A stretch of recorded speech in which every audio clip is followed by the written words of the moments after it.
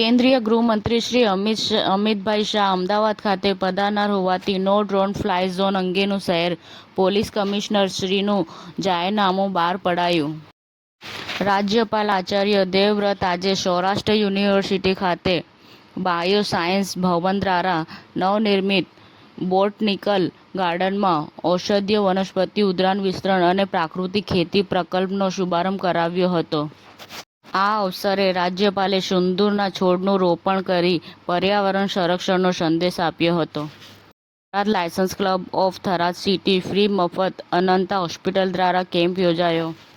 થરાદમાં આંગણવાડી બહેનોનો ધરણા પ્રદર્શન, પડતર પ્રશ્નો ઉકેલવાની માંગ સાથે કલેક્ટર કચેરીએ આવેદનપત્ર. સલમાન ખાનના સાળા આયુષ શર્માને ધમકીભર્યો ઈમેલ મળ્યો, પોલીસે તપાસ શરૂ કરી.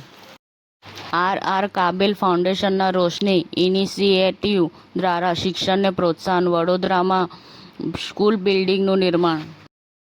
રોકાણના નામે છેતરપિંડીનો આરોપ, અભિનેતા શ્રેયસ તલપડે સહિત 12 લોકો સામે કેસ દાખલ કરવામાં આવ્યો.